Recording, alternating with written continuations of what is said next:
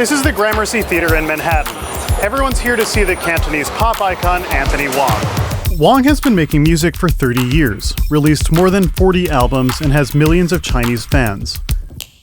But if you search for him on any Chinese music streaming platform, you'll come up empty. It's like he never existed. 我黃耀明嘅歌喺雨傘運動發生之後，其實全部都下咗架㗎啦。你喺中國嘅 search engine 裏邊，其實好多我嘅嘢都會被刪掉咗。Wong has been a longtime political activist, and that's written into his music.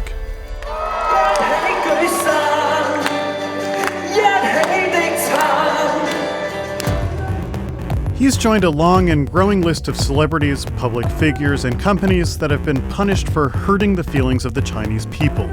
Katy Perry, Selena Gomez, Bon Jovi, Maroon 5, Versace, Marriott, the list goes on.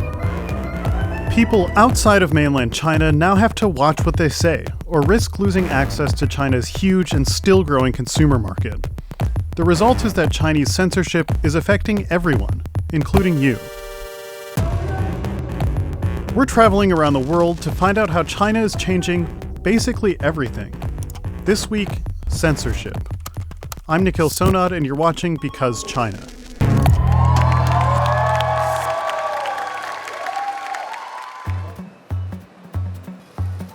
What does it mean to hurt the feelings of the Chinese people?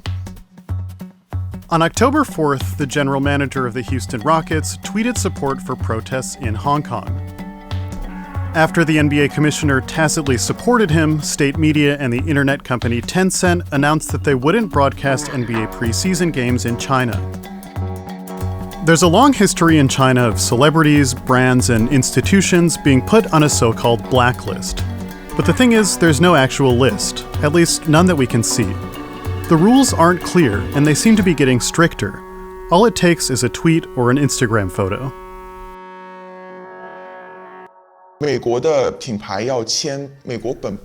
When an American brand wants to sign an American artist, there'll be an email consulting every market about the person's local image. If our Chinese team says they at one time said something that in any way hurt the feelings of the Chinese people, headquarters basically drops them.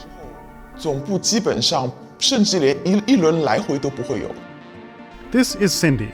She's a marketing executive who agreed to speak to us under an alias. For nearly 2 decades, she's been booking talent and organizing marketing campaigns in China for international brands.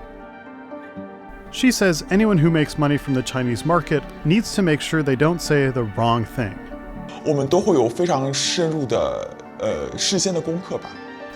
We have in-depth communication with artists and get their views on a range of issues. Their past interviews and social media posts all get reviewed.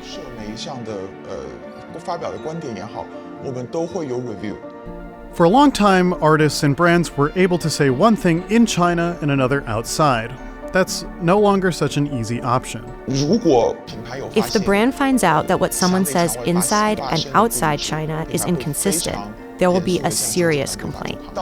These days, many details like this are written into contracts.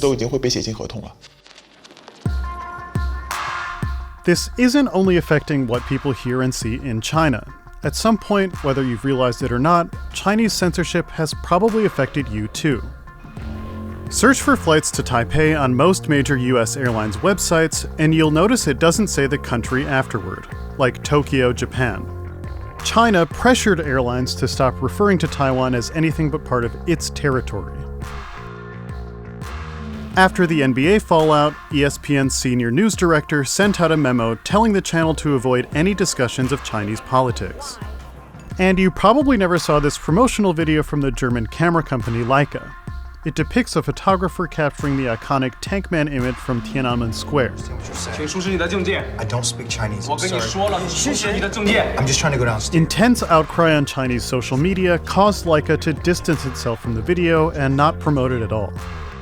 But censorship often doesn't come directly from the government. It can also be bottom-up, fueled by social media outrage. At first glance, social media outrage in China tends to resemble what happens in the rest of the world. There are hashtag campaigns, public shaming, and boycotts of prominent brands and individuals. But they're not the same. One of the major differences is that a lot of the anger issues in other countries have to do with social justice issues, whereas in the Chinese case, while those debates also exist, a lot becomes framed within this narrative of national humiliation in the way that Chinese nationalism works. This is Florian Schneider. Hello. He studies China's digital nationalism. He says that national humiliation, the idea that China has historically suffered at the hands of foreign powers, is imperative to understanding the way Chinese citizens rally for or against a cause. That is actually quite an accurate description of how history has worked. What's tricky is that this nationalist, emotional, identity-based framework pushes people to see themselves and China as generally just the good guys, and all these outside forces inherently out to get you. This framework is the underpinning for most social media outrage. That's not only because it's baked into the country's media and education systems, it's also because other narratives are blocked by Chinese government censors. Posts and outrage in favor of social justice, LGBTQ rights, feminism, and democracy are much more likely to be blocked.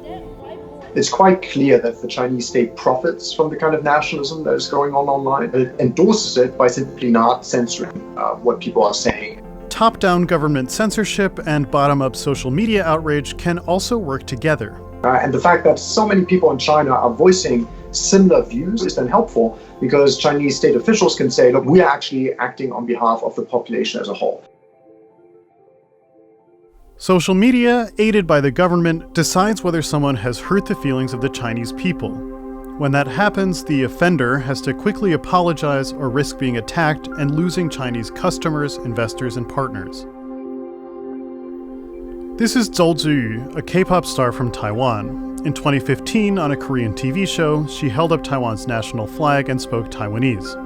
Chinese social media quickly branded her a separatist, and she issued this apology. 中国只有一个，我始终为自己是一个中国人而感到骄傲。对不起。 Several international brands have also apologized for in some way running afoul of China's definition of national sovereignty. Ready?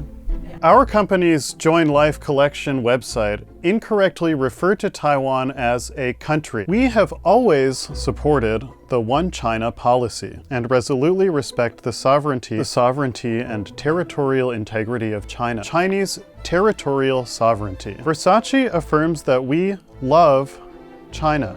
We recognize the severity of the situation and sincerely apologize. Our sincerest apologies for this.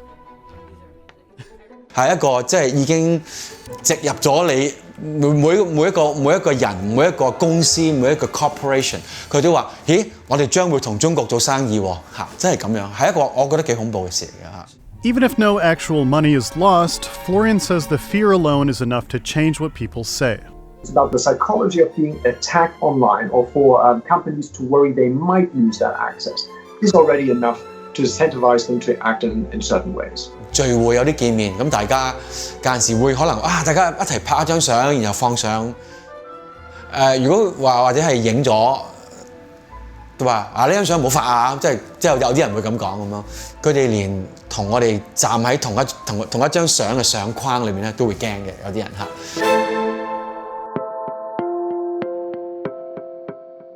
For a long time, people within China have been afraid to speak their minds. But that's now expanding to Hong Kong, Taiwan, and around the world. When I started in the industry, we rarely considered anything other than popularity. But in the past 3 to 5 years, we've seen a lot of unpredictable backlash.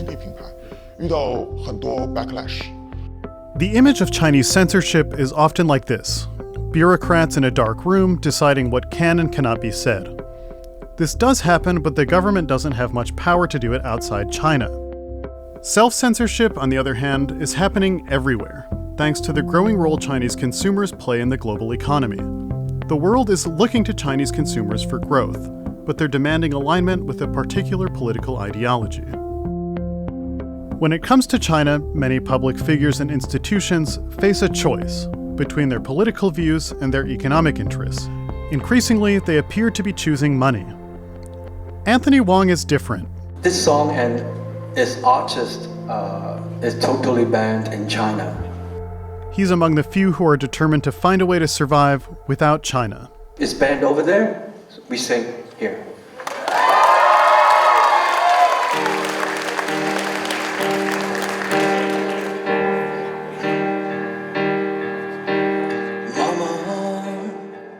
This story is a free episode of our series Because China. Click to sign up for a free trial for a Quartz membership. You'll get access to the entire series and all of our in-depth reporting on the forces reshaping the global economy.